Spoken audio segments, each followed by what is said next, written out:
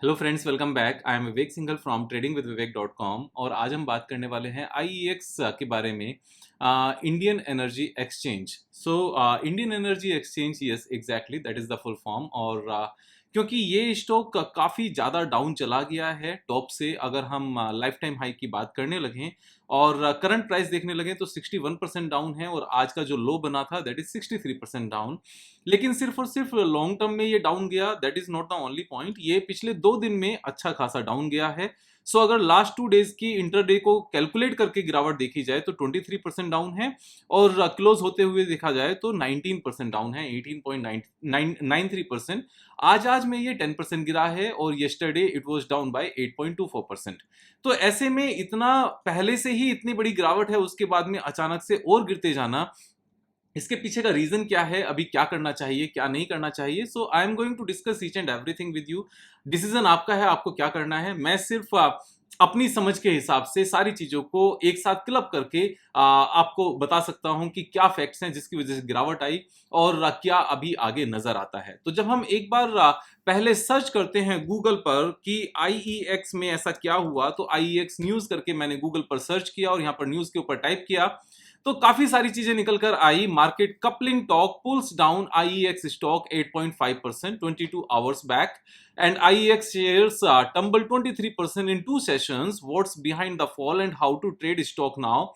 तो काफी चीजें यहां पर लिखी हुई हैं, लेकिन इसमें जो सबसे इंपॉर्टेंट पॉइंट फिलहाल के 2 दिन की गिरावट का है वो ये है कि currently IEX is the most trusted platform for electricity spot price determination in India which is it's business mode means business mode means दूसरा कोई इस काम को नहीं कर रहा है और कर नहीं पा रहा है।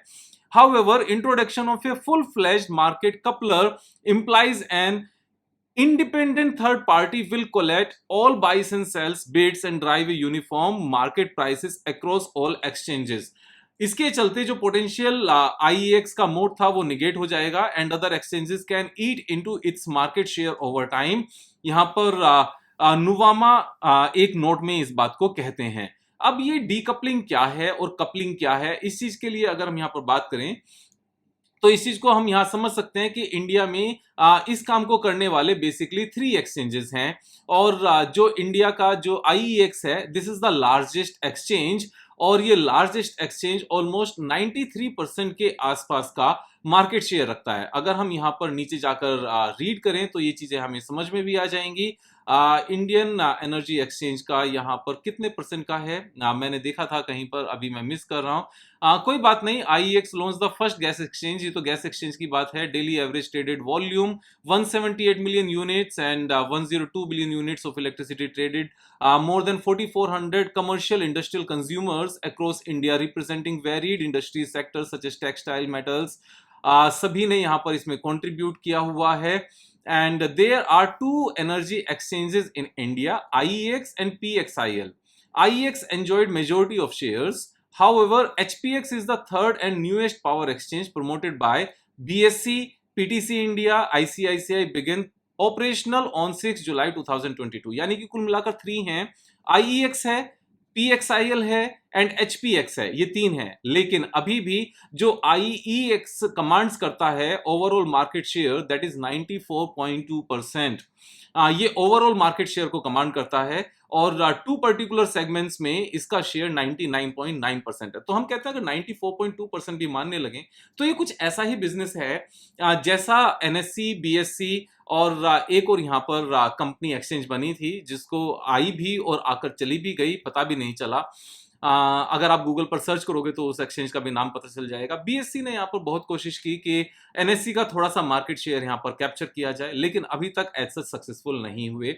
सेम ही डर यहाँ पर बना हुआ है कि अगर सारे ही एक्सचेंजेस के buying and selling bids and offers को कलेक्ट करके तब एक साथ में स्पॉट प्राइस निकाला जाएगा और हम किसी भी एक्सचेंज से यहाँ पर बाइंग या सेलिंग कर सकते हैं, क्योंकि प्राइस विल रिमेन सेम। ऐसा नहीं है कि एक एक्सचेंज के ऊपर दूसरा प्राइस है, दूसरे एक्सचेंज एक्सचेंज के ऊपर कुछ और प्राइस है और थर्ड एक्सचेंज के ऊपर कुछ और प्राइस है। यहां पर तीनों ही एक्सचेंज के प्राइसेस को कलेक्ट किया जाएगा, एक साथ में जोड़ा जाएगा और तब फाइनल प्राइस निकाला जाएगा और उसी फाइनल प्राइस पर हम बायर सेल कर पाएंगे। तो यहां पर डर ये लग रहा है सभी को कि शायद अब आईईएक्स छोड़कर जो कंज्यूमर्स हैं वो दूसरे एक्सचेंज पर चले जाएंगे, पीएक्सआईएल या एचएक्सएस, जो भी एचपीएक्स जो नाम है इसका, इसके ऊपर चले जाएंगे। लेकिन ऐसा क्यों करेंगे लोग? जैसे अभी भी बीएससी पर अगर हम करेंसी ट्रेड करें, करेंसी डेरिवेटिव्स ट्रेड करें तो थोड़ा सा फर्क है, लेकिन अभी भी जो यहां पर पॉपुलैरिटी है वो सारी की सारी एनएससी पर ही है। बीएससी ने बहुत बार यहां पर डेरिवेटिव्स लाने की कोशिश की, फ्यूचर एंड ऑप्शंस स्टार्ट करने की कोशिश की, लेकिन जितनी भी यहां पर लिक्विडिटी है वो एनएससी के ऊपर है। अभी हम स्टॉक्स भी जब बाय करते हैं तो बीएससी पर बाय नहीं करते जनरली, क्योंकि वहां पर भी बाय कर सकते हैं लेकिन एनएससी पर करते हैं क्योंकि यहां लिक्विडिटी ज्यादा है। तो यहां पर लिक्विडिटी की इंपॉर्टेंस ज्यादा है, ना कि स्पॉट प्राइस को आइडेंटिफाई करने की। ऐसा डर बहुत बार देखा गया है कि जब बाकी सारे लोग, बाकी प्लेयर्स भी मार्केट में सेम सेक्टर्स में आ जाएं तो यहां पर डर लगने लगता है कि शायद अब बात नहीं बनेगी, अब बहुत सारे लोग यहां पर काम कर रहे हैं। लेकिन हम एक बात को भूल जाते हैं कि मार्केट भी इंक्रीज हो रही है। अगर मार्केट शेयर थोड़ा सा कम भी होता है तो इसका मतलब डी ग्रोथ नहीं होता, वो मार्केट भी बढ़ती है। जैसे मैं आपको एक एग्जांपल बताता हूं, मारुति का जो मार्केट शेयर था वो 60% के आसपास था। ये मैं बात कर रहा हूं 1999 के आसपास, उस टाइम पर भी 60% के आसपास था, अभी भी 50% प्लस है। तो थोड़ा सा मार्केट शेयर कम हुआ, लेकिन तब गाड़ियां कितनी प्रोड्यूस होती थी और अभी कितनी होती हैं, there is a big difference. Tesla ने इलेक्ट्रिक व्हीकल बनाया, टेस्ला के इलेक्ट्रिक व्हीकल को देखकर इंडिया में अभी तक एक भी टेस्ला नहीं बिका, लेकिन बाकी इलेक्ट्रिक व्हीकल्स बिक रहे हैं। तो इसका मतलब क्या ये है कि टेस्ला की सेल्स कम हो गई? नो, टेस्ला की सेल्स कम नहीं हुई, टेस्ला की सेल्स बढ़ गई। अगर हम यहाँ पर टेस्ला के नंबर्स भी देखने लगे तो आप यहाँ पर पूरा नंबर देख सकते हो। मैं थोड़ा सा बिग कर देता हूँ स्क्रीन को, नंबर्स को, तो आपको अच्छे से नजर आएगा। 2012 में टेस्ला ने 3100 कार सेल की, उसके नेक्स्ट ईयर 22,625% अप, ठीक है। उसके बाद में 31,000, देन 50,000, देन 76,000, 1,03,000, 2,45,000, 3,67,000, 5,00,000, 9,36,000 और अब 13,13,000। ऐसा नहीं है कि लास्ट 2-3 ईयर से बाकी इलेक्ट्रिक व्हीकल्स नहीं बिक रहे हैं, बाकी लगातार बिक रहे हैं। उसके बावजूद भी सिर्फ और सिर्फ लास्ट 3 ईयर्स में 3,67,000 से बढ़कर नंबर 13,13,000 हो गया है, 4 टाइम्स हो गया है टेस्ला का नंबर। जबकि टेस्ला को कॉपी करके बाकी इतने सारे, मींस वर्ल्ड की हर एक company now is making electric vehicles, उसमें कोई दो राय नहीं है। लेकिन यहां पर मार्केट इतनी बढ़ रही है, आप इस बात को समझो। टेस्ला को क्या हुआ यहां से? क्या टेस्ला ने ग्रो नहीं किया? यहां पर ये सारी बातें लगातार चलती रहेंगी और सिर्फ यही एक सिंपल यही पॉइंट नहीं है। आप यहां पर अगर हम एयरटेल की भी बात करने लगे तो एयरटेल की जब हम बात करते हैं तो सबसे पहले एयरटेल आया था, उसके साथ में रिलायंस भी आया था। उसके बाद में जब इन कंपनीज की प्रॉफिटेबिलिटी देखी तो कितने सारे नए प्लेयर्स आए। यहां पर न्यू प्लेयर्स की भरमार थी, एस्कोटेल था, हचिसन था, ऑरेंज था और एयरसेल था और बाकी बहुत सारे थे। यहाँ पर श्याम टेलीकॉम भी था एक, और फिर एक नॉर्वे का था नोटेल, एक दो नहीं थे यहाँ पर, आइडिया वगैरह सारे थे। लेकिन क्या एयरटेल का यहाँ पर रेवेन्यू कम हुआ? क्या यहाँ पर ग्रोथ कम हुई? जो रेवेन्यू कम होने की बात भी थी ना, और जो बीच में ये कंपनीज लॉस में पहुंची थी, वो कंपटीशन नहीं था, वो सिर्फ और सिर्फ एक बैड पॉलिसी मेकिंग थी। और जब उन बैड पॉलिसी मेकिंग को यहाँ पर ठीक किया गया तो वापस से सारा का सारा ठीक हो गया। क्या अभी कंपटीशन नहीं है रिलायंस में और एयरटेल में? अभी भी है, सब कुछ है, कोई फर्क नहीं पड़ता। जो मेजर प्लेयर होता है उसके पास से बिजनेस नहीं जाता है, इस बात को ध्यान से समझना। अगर यहां पर इंडिया में दूसरे कुछ शूज के ब्रांड्स आ जाते हैं तो इसका मतलब ये नहीं है कि बाटा बिकना कम हो जाएगा। हाँ, बाटा उतना ही बिकता रहेगा और ज्यादा ग्रोथ आती रहेगी और ज्यादा चीजें बढ़ती रहेंगी। सेम तरीके से यहाँ पर जो इंडियन एनर्जी एक्सचेंज है, इंडिया में पर कैपिटा इलेक्ट्रिसिटी का कंजम्पशन है कितना आज की डेट में? लोगों के घरों में फ्रिज नहीं है, एसी नहीं है, तो और अभी तो सब जगह कूलर भी नहीं है, और कंप्यूटर्स कितने घरों में हैं। तो जब ये सारी चीजें आएंगी, हर घर में रेफ्रिजरेटर होगा, एसी होगा, कितना कंजम्पशन बढ़ेगा। अभी तो लोगों के पास घर नहीं है यार, पक्के घर नहीं है। तो यहाँ पर India is a growing economy. यहाँ पर ये जरूर हो सकता है कि मार्केट शेयर 94% के बदले 70% हो जाए, और उसमें भी अभी एकदम से ऐसा कुछ नहीं होने वाला। It is going to take much more time than we are thinking about, क्योंकि लिक्विडिटी हर किसी को चाहिए। और ऐसा नहीं है कि सिर्फ इलेक्ट्रिसिटी एक्सचेंज ही यहाँ पर एक अकेला एक्सचेंज इनके पास रहने वाला है। They are going to launch this Indian gas exchange, जो अपने आप में एक बड़ी चीज होने वाली है। और इससे अलग भी यहाँ पर ये बहुत सारे न्यू कॉन्ट्रैक्ट्स और न्यू चीजें लॉन्च करने वाले हैं। IEX is also exploring opportunity to launch India's first carbon exchange. तो ये सब चीजें यहाँ पर लगातार चलती रहेंगी। इसका मतलब ये नहीं है। तो भाई अब ये बताओ गिरावट आई क्यों? ये गिरावट कुछ इसी तरह की गिरावट है जैसे ग्लैंड फार्मा में आई थी, कि पूरा का पूरा स्टॉक प्राइस टॉप से नीचे गिर गया और सबसे लास्ट में एक कोई नई कहानी बताई गई और 2 दिन में पूरा का पूरा स्टॉक प्राइस फर्दर यहां से 30% गिरा दिया। और गिराने के बाद क्या हुआ, सारा माल भर लिया यहां पर, उसके बाद में नीचे नहीं गया। सेम ही चीज यहां पर इंफोसिस में आई थी। इंफोसिस में भी ऐसे ही कोई एक फालतू का रीजन बताया गया, इतना स्टॉक प्राइस गिरने के बाद में फिर से यहां पर गिरा दिया गया। और गिराने के बाद क्या हुआ, जो लो बना बस वो लो बन गया, उसके बाद में ऊपर आ गया। क्यों? क्योंकि जब लो बने तो हैवी वॉल्यूम के साथ सारा माल भर लिया गया। सेम ही चीज यहां पर IEX में नजर आती है। जब ये स्टॉक प्राइस गिरा तो इतनी हैवी वॉल्यूम आज तक की, जो इससे पहले कब आई थी, जो सबसे टॉप पर थी तब आई थी। कहीं उन्होंने माल तो नहीं खरीदा? एक बार लेवल देख लें कि लेवल्स क्या हैं, जिस लेवल पर ये सारी की सारी सपोर्ट है और गिरावट है, तो ये लेवल ये नजर आता है। आप ध्यान से समझना, इसी लेवल से ये सारी हैवी वॉल्यूम के साथ में यहां से ये बाइंग की गई और ऊपर ले जाकर इस स्टॉक को यहां पर डंप कर दिया गया विद ए हैवी वॉल्यूम। अब ये इतनी ऊपर जाकर डंप करने का रीजन क्या था? एक चीज बड़ी छोटी सी है, आप ध्यान से समझना। इंडियन एनर्जी एक्सचेंज जब स्टार्ट हुआ तब ना तो कंज्यूमर्स का यहां पर एक बेस था और ना ही सप्लायर्स का यहां पर बेस था। अब जब कोई एक इतनी अच्छी सी चीज स्टार्ट हुई that you can offer and you can bid, और आप अपनी मर्जी से यहां पर अपनी यूनिट्स परचेज कर सकते हो, तो इनिशियली जब कोई नई चीज स्टार्ट होगी तो सारे के सारे लोग जुड़ेंगे, एकदम से बहुत ज्यादा ग्रोथ आएगी। अब जब वो ग्रोथ आ गई, उस ग्रोथ के बाद में यहां पर स्टॉक प्राइस का एक छोटे से टाइम में, खासतौर से कब से, जब से यहां पर ये पेंडेमिक वाली सिचुएशन आई, पेंडेमिक से पहले जो हाई था उस हाई के बाद भी यहां पर स्टॉक प्राइस का 4.5 टाइम्स हो जाना, मतलब क्या इतनी ग्रोथ आने वाली है? 4.5 टाइम्स होने के लिए 4.5 टाइम्स का यहां पर नेट प्रॉफिट का सेटअप होना चाहिए। अब यहां उस टाइम पर पी रेशो कितना था? अभी पी रेशो इतनी बड़ी गिरावट के बाद 37.3% है। उस टाइम पर पी रेशो कम नहीं था। उस टाइम पर पी रेशो एक अनरीजनेबल 90 का पी रेशो था। 90 का पी रेशो होना कोई भी यहां पर एक समझदारी की सी बात नहीं होती। लेकिन अभी कहां पहुंच गया है? जो इसका मीडियन है 36.4, वापस से एक नॉर्मल प्राइस पर यह चीज पहुंच गई है जो पहले यहां पर नहीं थी। तो एक और पॉइंट था उस टाइम पर, जितने भी यहां पर इन्वेस्टर्स थे उनमें एज सच प्रोमोटर्स नहीं थे और ये एक इंस्टीट्यूशनल ड्रिवन कंपनी थी।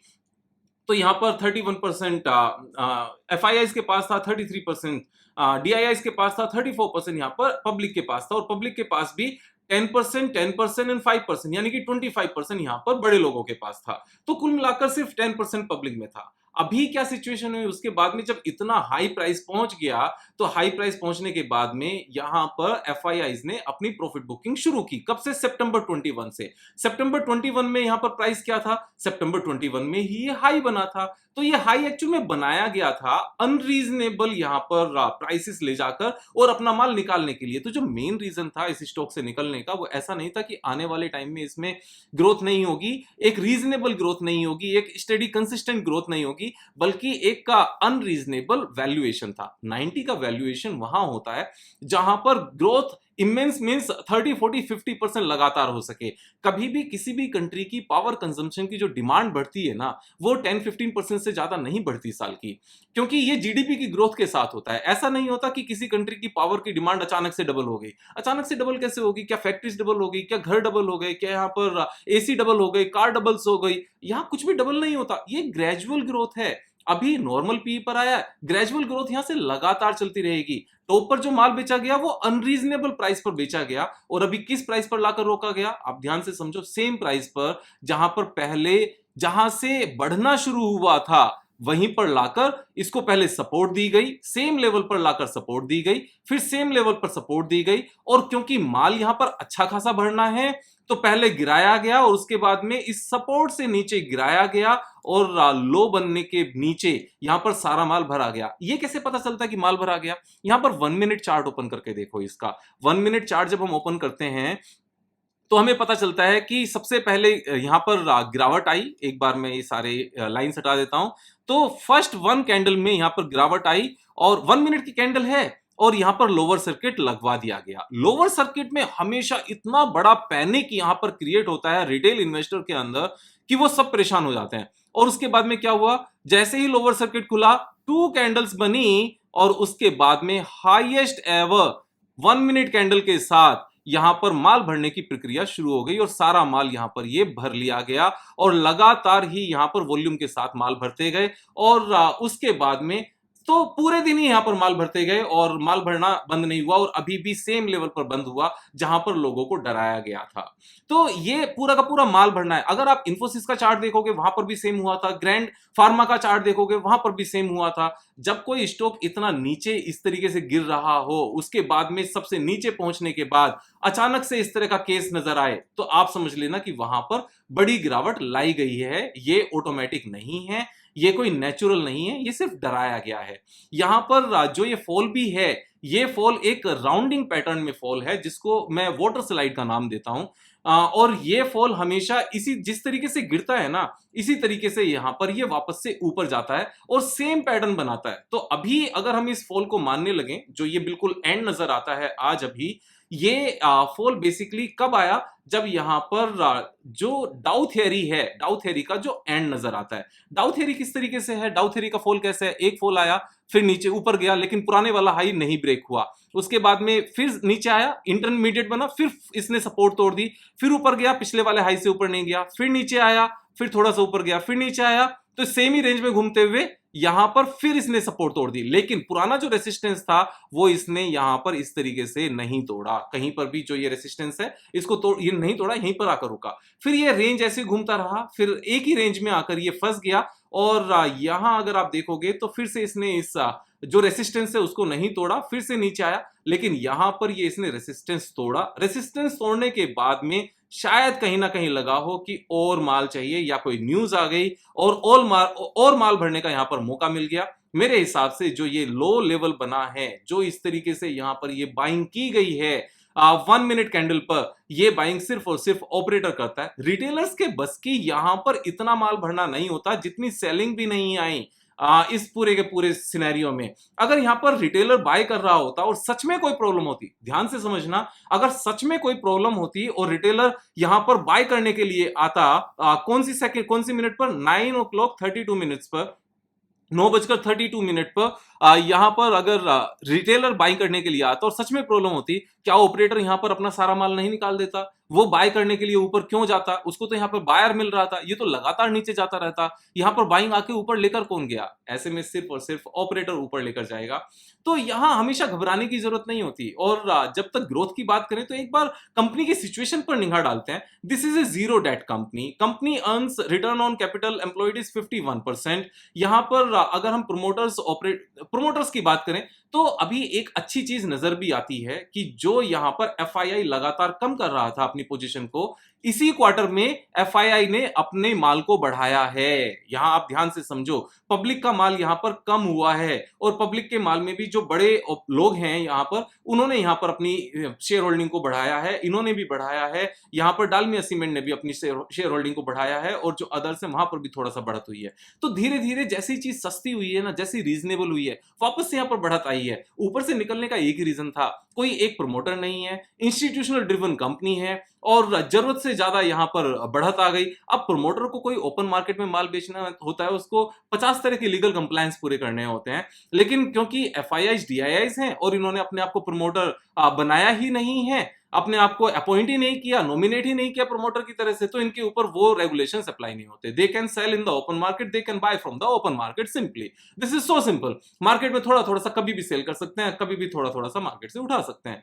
तो यहां इस चीज का एडवांटेज है। आज की डेट में क्या नजर आता है? आज की डेट में साफ साफ ये नजर आता है, जितनी गिरावट है हो चुकी है, उससे ज्यादा गिरावट मुझे यहां पर नीचे गिरने का तो रिस्क बिल्कुल नजर नहीं आता। अब कोई भी यहां पर भगवान तो है नहीं, गिरने के बाद में चीजें और नीचे जा सकती हैं, बढ़ और बेचने के बाद में चीजें और ऊपर जा सकती हैं। लेकिन अगर हम यहां पर एक नॉर्मल पी रेशो की बात करने लगे, तो जो इसका पी रेशियो एक्चुअल में होना चाहिए इतना अच्छे आरओसी और जीरो डेट फ्री वाली कंपनी की, तो यहां पर वो यहां पर पी रेशियो उतना आ चुका है। नए नए एवेन्यूज ये ओपन करने की बात कर रहे हैं। यहाँ पर गैस एक्सचेंज भी है और गैस की यहाँ पर डिमांड बढ़ने वाली है, क्योंकि इस चीज को लगातार पेट्रोलियम मिनिस्ट्री भी कह रही है और नितिन गडकरी जी भी कह रहे हैं कि 2030 तक हम लोग शायद पेट्रोल इंपोर्ट करने की हमें जरूरत नहीं पड़ेगी और यहाँ पर डीजल इंपोर्ट करने की जरूरत नहीं पड़ेगी। डीजल और पेट्रोल से यहाँ पर क्रूड से है कि हम अपना ही बायोफ्यूल इतना बना लेंगे, अपना गैस का इतना यूज कर लेंगे और यहाँ पर हाइड्रोजन गैस इतनी हो जाएगी और इतना तो ऑयल इंडिया में निकलता भी है, तो शायद हमारी डिपेंडेंसी दूसरी कंट्रीज से अलग हो जाएगी। तो गैस एक अच्छा खासा एक्सचेंज बनने वाला है। अब कोई नया प्लेयर मार्केट में आ रहा है, उसकी वजह से एग्जिस्टिंग इतना बड़ा प्लेयर झट से बेकार हो जाएगा। तो इस बात को तो मैं पहले से हमेशा से ही कहता आया हूं कि ऐसा कुछ नहीं होता। इन चीजों को लेकर आप ये भी कह सकते हो कि डीमार्ट की ग्रोथ कहां से आएगी, जब यहां पर रिलायंस रिटेल है, क्या डीमार्ट ने बढ़ना बंद कर दिया? क्या उसकी ग्रोथ नहीं हो रही है? उसके एवरी क्वार्टर सेल्स बढ़ रही है, एवरी क्वार्टर नेट प्रॉफिट बढ़ रहे हैं। क्यों? क्योंकि हम मार्केट इतना बड़ा साइज है, अवेलेबल अपॉर्चुनिटी मार्केट की इतनी बड़ी है। तो मुझे यहां पर नीचे गिरने का रिस्क जीरो नजर आता है। जीरो मींस प्रैक्टिकली जीरो, ऐसा नहीं है कि और नीचे नहीं जा सकता, ऑफकोर्स जा सकता है, लेकिन यहां से रिस्क खत्म हो जाता है। और ऊपर जाने के लिए जहां से इसने ये पूरा राउंडिंग फॉल दिखाया है ना, जो राउंडिंग बनाकर ये नीचे आना शुरू किया है, यहां तक मुझे वापस से ये ऊपर जाता हुआ नजर आता है। और ऊपर जाने का जो एग्जैक्ट लेवल नजर आता है ये है 250 के आसपास, और करंट में जो स्टॉक प्राइस है दैट इज 122। तो यहां से ऑलमोस्ट 100% का पोटेंशियल गेन नजर आता है। अब बात आती है कि कितना टाइम लग सकता है। मैं ये मानकर चलता हूं कि जहां से फॉल आना शुरू हुआ था, अभी ये एंड मींस मिड पॉइंट है, बिल्कुल ये यहां से गिरावट का अंत है। तो मेरे हिसाब से जब से गिरावट स्टार्ट हुई तब से आज तक कितने दिन लगे? यहां पर दिन लगे हमारे 434 डेज। तो सेम ही टाइम हमारा आगे लग सकता है। और अगर हम यहां इसको मिड सेंटर मानने लगे तो यहां पर 25 जुलाई 2024 तक सेम ही यहां से पैटर्न बनाते हुए एक पूरी की पूरी रैली नजर आती है। इसी तरीके से प्रॉफिट्स बढ़ने शुरू हो जाएंगे, यहां पर डिमांड बढ़नी शुरू हो जाएगी और जो नया खतरा है वो खत्म होता हुआ सा नजर आएगा।